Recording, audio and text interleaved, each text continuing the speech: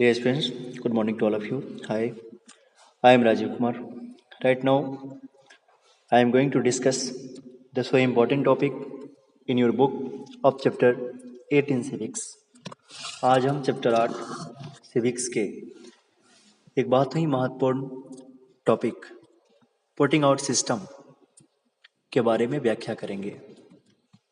जैसे कि already I have discussed with you regarding the cloth market of Erode in previous video. हमने पिछले video में the cloth market of Erode के कपड़े बाजार के बारे में व्याख्या किया.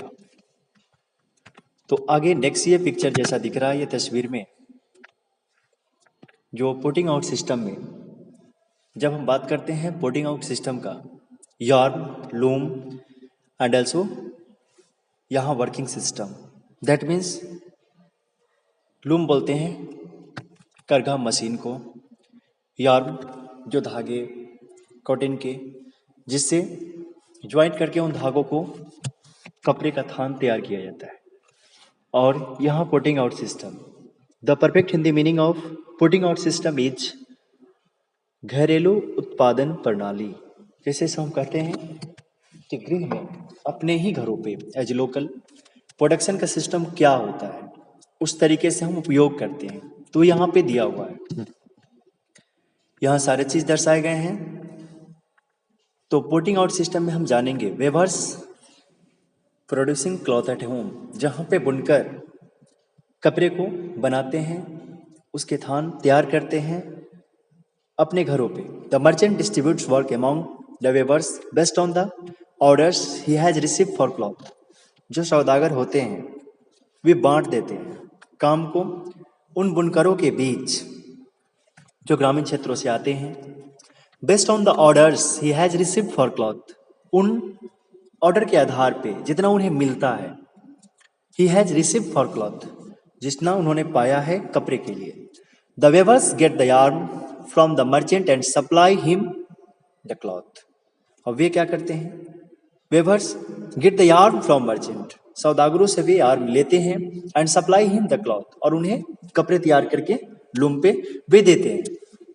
For the weavers this arrangement seemingly has two advantages. बुनकरों के लिए इस प्रकार की व्यवस्थात्मक प्रणाली जो है वह दो प्रकार के फायदे लाता है. पहला, the weavers do not have to spend their money on purchase of yarn. उन धागों को खरीदने के लिए सबसे पहला ये बुनकरों को do not have spend their money, अपना पैसा खर्च नहीं करना होता है ऑन परचेज ऑफ यार्न को खरीदने के लिए. Also the problem of selling the finished cloth is taken care of. उसके साथ साथ दूसरी समस्या, also the problem of selling the finished cloth, ये समस्या जो बेचने का, कपड़े को तैयार करके उन्हें बेचने की समस्या कि किसको दे कहाँ दे, तो इसमें भी पूंजी लागत है, और यहाँ तक कि शुरू में ही पूंजी लागत है. तो selling the finished cloth is taken care of, वो खत्म हो जाती है. Weavers know from the outset what cloth they should make. केवल बुनकर ये जानते हैं कि कौन से कपड़े उन्हें किस प्रकार के थान तैयार करने हैं. Outset what cloth they should make and how much of it is to be woven, और कितने को बुनना है ये उन्हें पता होता है. तो ये काम फिक्स हो जाता है, उसकी सिक्योरिटी होती है कि कहाँ से ले रहे हैं, कहाँ को देना है. तो उनकी लागत की समस्याएं, पूंजी लागत, इस मामले में उस पर एक्सपेंस कम हो जाते हैं. However, this dependence on the merchants both for raw materials, जब कभी इसकी निर्भरता on the merchants, सौदागरों पे, both for raw materials, जब निर्भर करती है कच्चे पदार्थों के लिए, and markets means, और बाजार के लिए, उसे बाजारों में बेचने के लिए, means that the merchants have a lot of power, मतलब उस प्रकार के सौदागरों के पास पावर होनी चाहिए, शक्ति होनी चाहिए. यहाँ शक्ति का मतलब उनके पास धन होना चाहिए, उनके पास इकोनॉमिकल पावर होना चाहिए, ताकि वो पैसे को लगा के, उतनी पूंजी लगा के उस काम को कर सके. They give orders for what is to be made, वे ऑर्डर दिया करते हैं कि उन्हें क्या बनाना है. एंड दे पे a very low price for making the cloth, और वे बहुत ही कम दाम उस बनाने की प्रक्रिया के लिए पे करते हैं उन वेवर्स को. The weavers have no way of knowing who they are making the cloth for our at what price it will be sold. उनके पास कोई रास्ता नहीं होता है. यहां कहने का मतलब the weavers have no way of knowing, बुनकरों के पास वो कोई रास्ता नहीं है ताकि वो जान सके who they are making the cloth, who they are making the cloth, माने ये कपड़ा कहाँ जाना है जो वो तैयार कर रहे हैं. For our at what price it will be sold, और किस दामों में ये बेचा जाएगा. एट द क्लॉथ मार्केट, उन कपड़े बाजार में.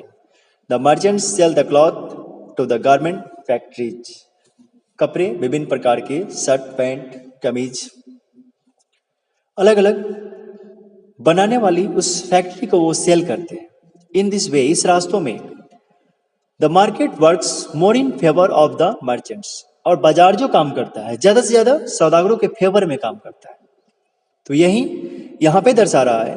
Weavers invest all their saving और borrow money at a high interest rates to buy looms, वे मशीन जिसपे वो उन धागों को सेट करके एडजस्ट करके कपड़े तैयार करते हैं. इन्वेस्ट ऑल देयर सेविंग और बोरो मनी, जितने भी पैसे उन्होंने कर्ज लिए या बचत किए हैं उसे लगा देते हैं. ये बुनकर, वे छोटे छोटे बुनकर eight a high interest rates, और जिसे वे उच्च ब्याज दरों पे भी प्राप्त करते हैं. टू बाय लूम्स, उन मशीनों को खरीदने के लिए. इच लूम कॉस्ट आर 20,000, ये प्रत्येक मशीन की कीमत 20,000 रुपए होती है. So a small weavers with two looms has to invest are 40,000, इसलिए एक छोटे बुनकर को 40,000 रुपए दो मशीन को खरीदने में पड़ते हैं. The work on these looms can't be done alone, उन मशीन पे, क्योंकि बड़ा मशीन है, प्रोसेस बड़ा है, इस वजह से अकेले काम नहीं किया जा सकता है. तो the weaver and another adult member of his family, तो बुनकर और उनके वयस्क सदस्य उस परिवार के work up to 12 hours a day to produce cloth, 12 घंटे तक लगातार काम करते हैं. A day to produce cloth, ताकि कपड़े का निर्माण किया जा सके. फॉर ऑल दिस वर्क, और उनको इन सभी कामों के लिए they earn about Rs 3500 per month. इतने हार्डवर्क करने के बावजूद वे 3500 रुपए पर मंथ के हिसाब से पाते हैं. The arrangement between the merchant and the weavers is an example of putting out system. इस प्रकार की व्यवस्था, यहां कहने का मतलब the arrangement between the merchant and the weavers, इस प्रकार की अरेंजमेंट की व्यवस्था उन सौदागरों और बुनकरों के बीच, वो प्रक्रिया an example of putting out system, घरेलू उत्पादन प्रणाली का एक उदाहरण है. फिर by the merchant supplies the raw material, जहां सौदागर कच्चे पदार्थ को सप्लाई करते हैं, देते हैं, and receive the finish product, और उनसे पाते हैं तैयार किया हुआ उत्पाद, वस्तु, product. It is prevalent in the weaving industry in the most region of India. यह चीज देखने में आया है भारत के ये वेविंग इंडस्ट्रियल एरिया में ज्यादा से ज्यादा यह प्रचलित. इसी तरीके से वे अपने काम को कराते हैं. अब यहाँ पे उसी से संबंधित एक्सप्लेनेशन दिया हुआ है. जैसे ये क्लियर कर रहा है, this is a merchant shop in the बाजार. Over the years, these traders have developed extensive contacts with garment firms around the country from whom they get orders. अब यहाँ पे एक बाजार है जहाँ वे जिस कंपनी से कांटेक्ट रखते हैं, जो लोग सौदागर उनको आके ऑर्डर देते हैं कपड़े का. These traders purchase the yarn thread from others, और ये व्यापारी यार्न खरीदते हैं दूसरे जगहों से. Then second one, the weavers live in villages around and take the yarn supplied by these traders to their homes.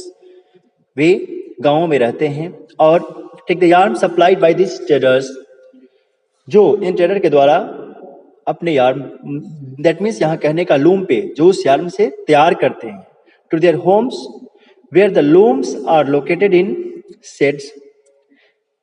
Adjustment to their houses. ये सारी प्रक्रिया दी हुई है, जैसे कि किस तरीके से उस काम को किया जाता है, वो process.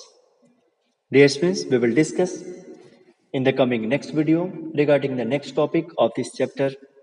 For today, thank you.